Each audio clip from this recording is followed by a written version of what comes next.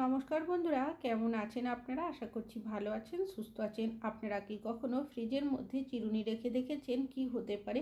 বাসনে হাত না দিয়ে কিভাবে আপনারা বাসন মাজবেন, সাবানের টুকরো ফেলে না দিয়ে কিভাবে আপনারা ব্যবহার করবেন। তাছাড়াও আপনাদের কাছে শেয়ার করব আরও বেশ কিছু ছোট ছোট ইউজফুল কিচেন টিপস। চলুন দেখে নেওয়া যাক আজকের প্রথম টিপস। আমি এখানে নিয়েছি একটা ছোট্ট সাইজের পেঁপে আমাদের কম বেশি অনেকেরই বাড়িতে নিয়ে আসা হয়ে থাকে। তবে যখন আমরা পেঁপে কাটি, পেঁপে কাটার সাথে সাথে দেখবেন পেঁপের থেকে একটা সাদা কষ বেরোতেই থাকে। আর এই কষ হাতে লাগলে অনেকেরই হাতে র্যাশ বেরিয়ে যায়, কখনো কখনো চুলকানিও হতে শুরু করে। তবে যখনই আপনারা পেঁপে কাটবেন, বোটার অংশটা কেটে একটা পাত্রের মধ্যে জলে আপনারা এইভাবে করে রেখে দেবেন 5 থেকে 10 মিনিটের জন্য। এতে করে কি হবে, পেঁপের যে কষটা থাকে সেটা দেখবেন জলের সাথে বেরিয়ে আসবে। তারপর পেঁপেটাকে আপনারা নিজেদের পছন্দ অনুযায়ী কাটবেন, দেখবেন পেঁপের কষটা বেরোবে না, হাতে র্যাশ বা চুলকানি কোনো কিছুই হবে না। আশা করছি টিপসটা কাজে আসবে। ভালো লাগলে লাইক করবেন। এখন চলে যাচ্ছি পরবর্তী টিপসে। আমরা ফোন চার্জ দেওয়ার জন্য প্রত্যেকেই কোনো না কোনো চার্জারের ব্যবহার করে থাকি। তবে যখন আমরা ফোন চার্জ দিই, অনেক সময় তাড়াহুড়োতে হোক কি ভুলবশত চার্জারের যে পিনের জায়গাটা থাকে সেটা উল্টো সাইডে ঢুকিয়ে দিই। এর ফলে দেখা যায় ফোনের যে ইউএসবি পোর্টের জায়গাটা থাকে সেটা খারাপ হয়ে যায়, কখনো কখনো চার্জারের পিনটাও খারাপ হয়ে যায়। আর নতুন যদি আমরা অরিজিনাল চার্জার কিনতে যাই, সেক্ষেত্রে অনেকটা দাম দিয়ে কিনতে হয়। তো আপনারা কি করবেন, যেখানে সোজা দিক থাকবে চার্জারের পিনের, তার মধ্যে সামান্য নেল পলিশ লাগিয়ে দেবেন। এতে করে কি হবে, আপনারা সহজেই বুঝতে পারবেন চার্জারের পিনের জায়গাটা কোনটা সোজা বা কোনটা উল্টো, যার কারণে চার্জারটা খারাপ হবে না। যতই আপনাদের তাড়াহুড়ো থাক না কেন, ঠিকভাবেই লাগাবেন। আশা করছি টিপসটা কাজে আসবে। ভালো লাগলে লাইক করবেন। এখন চলে যাচ্ছি পরবর্তী টিপসে। রসুন নিয়েছি। রান্নাবান্না করার জন্য রসুনের ব্যবহার আমরা কম বেশি অনেকেই করে থাকি। তবে এমন বেশ কিছু আমরা রেসিপি বানাই যেগুলোতে রসুনের মিহি কুচির প্রয়োজন হয়। অনেকে আমরা চপারের ব্যবহার করি, তবে সবার কাছে চপার থাকেও না।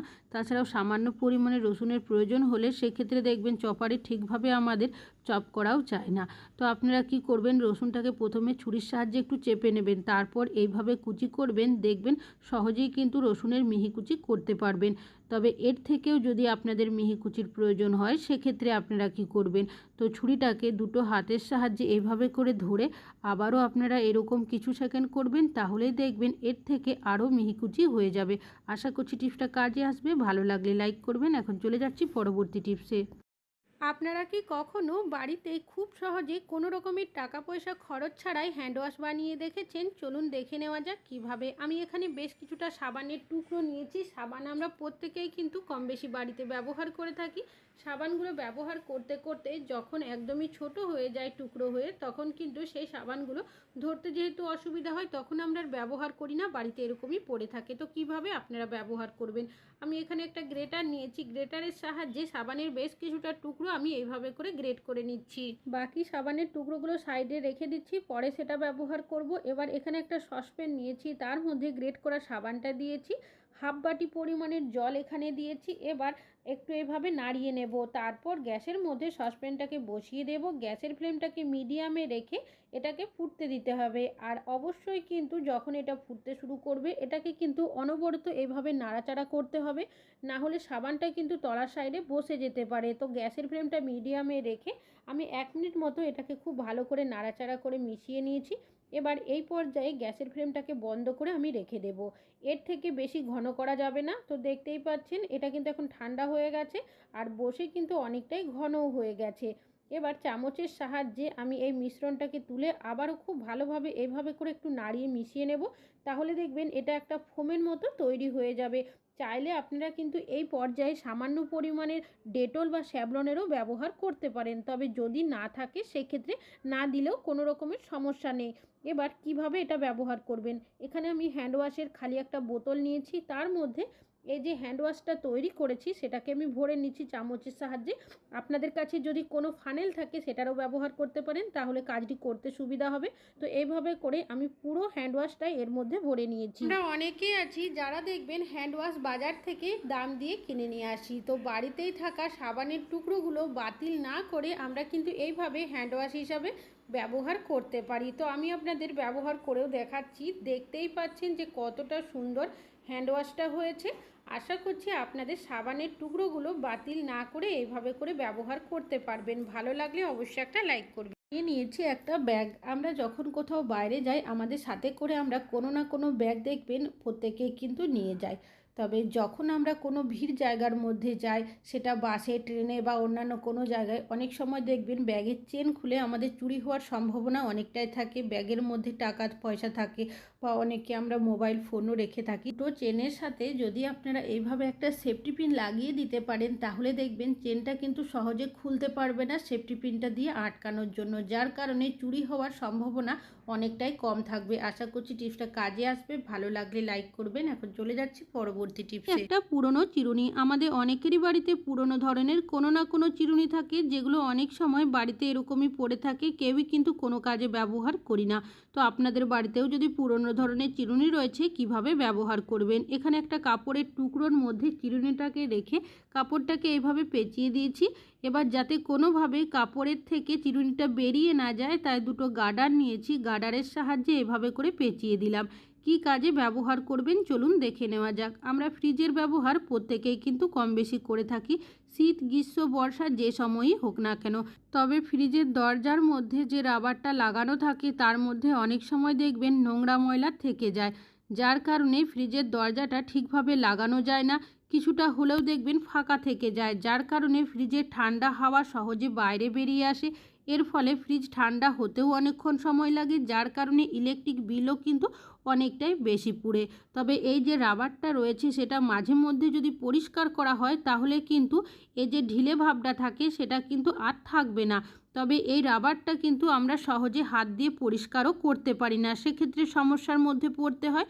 তো আপনারা কি করবেন, একটা পুরনো ধরনের চিরুনি নিয়ে নেবেন, চিরুনিটাকে অবশ্যই আগে ভালোভাবে পরিষ্কার করে নেবেন, তারপর এইভাবে একটা কাপড় আপনারা জড়িয়ে যদি রাবারটার মধ্যে এইভাবে আলতো হাতে ঘষতে থাকেন তাহলে দেখবেন যে নোংরা ময়লাটা থাকে সেটা কিন্তু সহজেই উঠে আসবে।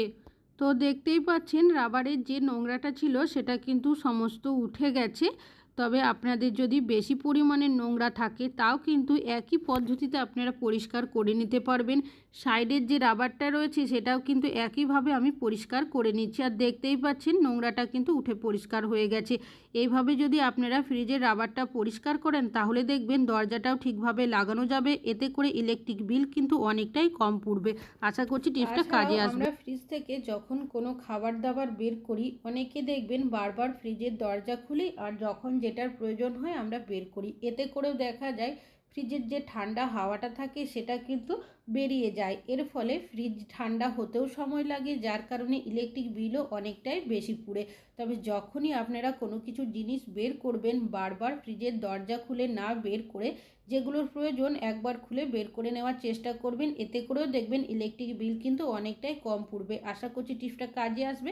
ভালো লাগলে লাইক করবেন। এখন চলে যাচ্ছি পরবর্তী টিপসে। কম বেশি ধুয়ে থাকি, তবে অনেক সময় দেখবেন তাড়াহুড়োতে যদি বাসনপত্র ধোয়া হয়, আমাদের বাড়িতে এমন বেশ কিছু বাসনপত্র থাকে যেগুলোতে দেখবেন বর্ডার দেওয়া থাকে, আর বর্ডারের জায়গাগুলোতে অনেক সময় নোংরা ময়লা থেকে যায়, আর এটা হয় প্রায়ই যদি ঠিকভাবে বাসনটা ধোয়া না হয় তাড়াহুড়োতে। তো আপনারা একটা টিপস ফলো করতে পারেন, একটা সেফটি পিন নিয়ে নেবেন, বর্ডারের যে জায়গাগুলো থাকে নোংরা ময়লা জমে থাকে তার মধ্যে আলতো হাতে যদি এইভাবে ঘষে দেন তাহলে দেখবেন যে নোংরা ময়লাটা থাকে সেটা কিন্তু সহজেই উঠে পরিষ্কার হয়ে যাবে। আর এইভাবে যদি বাসনের নোংরা থেকে যায় নানা জীবাণু ব্যাকটেরিয়াও কিন্তু বাসা বাঁধে। তো অবশ্যই কিন্তু মাঝে মধ্যে আপনারা এইভাবে পরিষ্কার করবেন, তাহলে দেখবেন বাসনটা কিন্তু পরিষ্কার পরিচ্ছন্ন, এমনকি জীবাণুমুক্ত। কাপড় ধোয়ার ব্রাশ, এই ধরনের ব্রাশ জামা কাপড় ধোয়ার জন্য ব্যবহার করে থাকি, তবে আজ কিন্তু একটু অন্যভাবে ব্যবহার করব। এখানে একটা স্ক্রাবার নিয়েছি, স্ক্রাবারটাকে এইভাবে জড়িয়ে দেবেন ব্রাশের মধ্যে, তারপর নিয়ে নেবেন গার্ডারের সাহায্যে এইভাবে পেঁচিয়ে দেবেন, তাহলে দেখবেন স্ক্রাবারটা ব্রাশ থেকে সহজে খুলবে না। কি কাজে ব্যবহার করবেন, বাসন আমরা প্রত্যেকেই বাড়িতে কম বেশি ধুয়ে থাকি, অনেকেরই দেখবেন ভিমবার সাবান, ভিমবার জেল হাতে লাগলে হাতে র্যাশ বেরিয়ে যায় বা চুলকানিও হতে শুরু করে। তাছাড়াও হাত যদি কেটে যায় সেক্ষেত্রেও জ্বালা পোড়া করতে শুরু করে। মাজার আগে আপনারা যদি এভাবে ব্রাশটাকে রেডি করে নিতে পারেন, তারপর যদি বাসনটা মাজেন দেখবেন ডাইরেক্ট ভিমবার সাবান, ভিমবার জেল হাতে লাগবে না। তাছাড়াও কাপ বা কফি মগ বা গ্লাস যেগুলোতে দেখবেন আমাদের হাতটা ঠিকভাবে যায় না, সেই বাসনপত্রও কিন্তু আপনারা খুব সহজেই এই পদ্ধতিতেই মেজে নিতে পারবেন। আর এভাবে বাসন মাজলে আপনাদের হাতে দেখবেন যদি কোনোভাবে র্যাশ বেরিয়ে যায়, ভিম বার সাবান, ভিম বার জেল লাগলে বা হাত যদি জ্বালা করে কেটে গেলে সেই সমস্যাও কিন্তু হবে না। আপনাদের মাজতে হবে তা কিন্তু নয়, যদি আপনাদের প্রয়োজন হয় এই পদ্ধতিতে বাসন মাজতে পারেন, দেখবেন কোনো রকমের সমস্যা হবে না। আমি জল দিয়ে ধুয়ে আপনাদের দেখাচ্ছি, দেখতেই পাচ্ছেন কতটা সুন্দর পরিষ্কার হয়েছে।